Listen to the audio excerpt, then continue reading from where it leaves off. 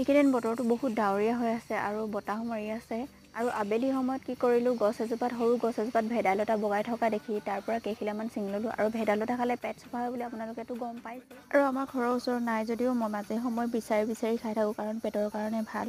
আজি অকল ভেদাইলতাই নাছিলে, নৰসিংহ পাতো লৈছোঁ লগত।